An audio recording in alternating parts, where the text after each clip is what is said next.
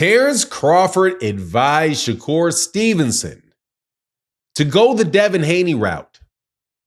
Shakur Stevenson picked a route. And both Devin Haney's route and Shakur Stevenson's route did the same thing. Placed them as far away from Gervonta Davis as they possibly could get. Is this the reason that Shakur signed with Eddie Rest Haven Hearns? Let's talk about that. And did Terence Crawford see something that tells him, nah, now ain't the right time for you and Gervonta to fight? Let's talk about that in this video.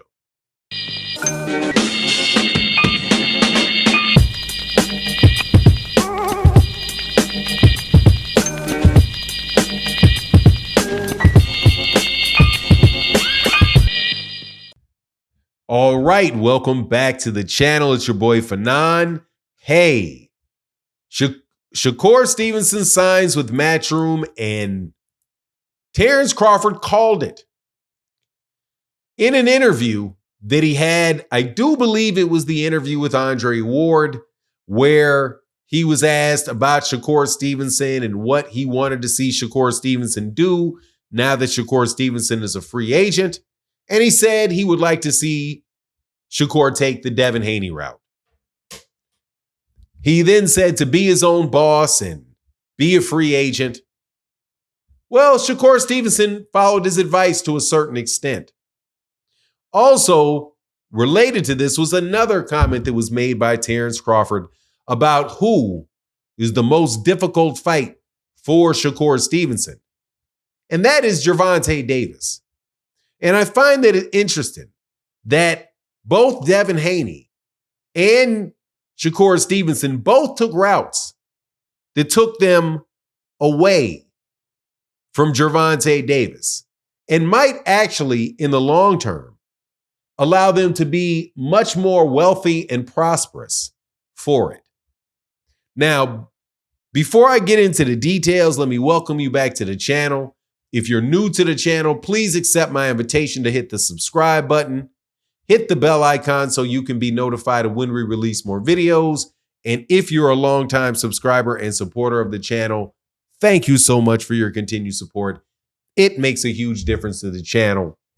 Look, man, Terence Crawford might have known that Shakur Stevenson ain't in the position to beat Gervonta Davis right now. And his brain trust, Shakur Stevenson's brain trust, which do include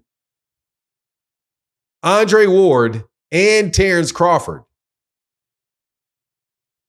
Do they tell him to go that way because that way really ain't worth the risk? I think that there's a high probability that that is the case. As Terence Crawford said about Gervonta Davis, that is the toughest fight for Terence for Shakur. And when Terence Crawford talked about Gervonta Davis, when he said it, his eyes popped out. I'm big into body language, man. I'm big into body language. When Terence Crawford was asked, what do you think about Gervonta Davis? He said, oh, Gervonta Davis for sure. Yeah, everybody knows Gervonta Davis can crack and Gervonta can power. He's explosive.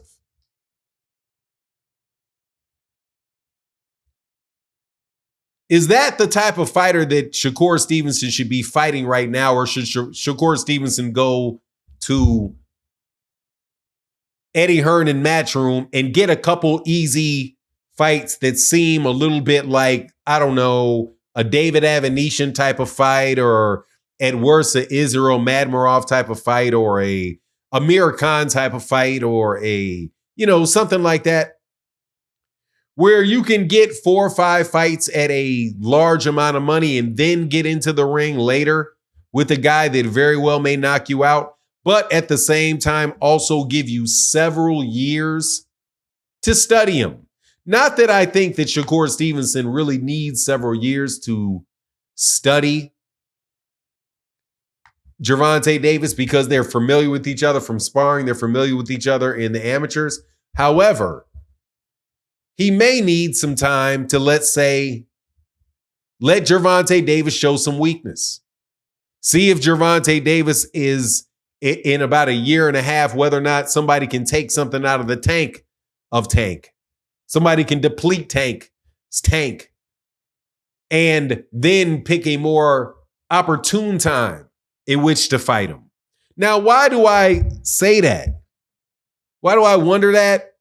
Because if you listen to the advice that was given from Bomac to Frank Martin via, social media, when people asked Bomac about Frank Martin fighting Gervonta, what did Bomac say? Brian McIntyre say, the head trainer of Terence Crawford. He said, my advice with him was to wait. Get yourself more experience. Take some time. Let that play out. Right now is not the right time for that fight. I'm paraphrasing him, but that's what he said. Now's not the right time for that fight. Timing is everything. Is right now the time for Shakur Stevenson? When Shakur Stevenson may be still getting adjusted to 135, when Shakur didn't feel, when he's after a couple of times of his hands, apparently his hands hurting in the last fight that he had with Artunian, and hands hurting in the fight before that with Edwin De Los Santos. Is now the time? Why Gervonta Davis is on a multiple fight knockout streak, knocking people, walking people down, mowing people down who we all know are very, very good fighters. When he's looking this peak and this mature, is now the time to do it? No. But we got a rest haven over here in Matchroom where you can go on over there and get you a couple fights, go get you them paydays, man. While we work on some things in the gym. And you're younger than Tank. Tank's almost 30 years old. Young dudes, small dudes age fast. Maybe we wait till 31, 32. I don't know. It just seems to me that is most likely the logic now that it's known that Shakur is not with Turki Al-Sheikh. Turki Al-Sheikh reputation at least is throw you in there with anybody that he feels like he wants to see you fight, but he's going to pay you really good money to do it. Eddie Hearn's motto is not that. Eddie Hearn's motto is more like, he'll pay you well, earn one earn and all of that, and does have access, what do you call that? Second degree access to Turki Al-Sheikh's PIF, right? Via Turki Al-Sheikh. But no, his reputation is giving easy fights, a bunch of easy fights in a row. Over there where you're not going to get a lot of exposure and the opponent is not going to get a lot of money because those dudes are on a budget and they're not blowing through their budget like they used to. So, no, man, I do think that this may be strategic.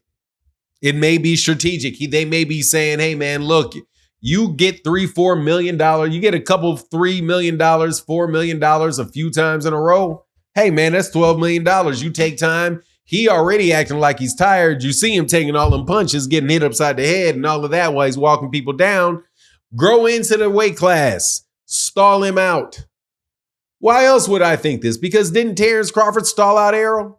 I know that there's a lot of people out there that wanted to blame the long wait on Errol Spence and overlook the fact that it was Terence Crawford that re-signed with Top Rank and could have went straight over there to the PBC when he's a free agent, but he didn't. Where did he go? He went to Top Rank.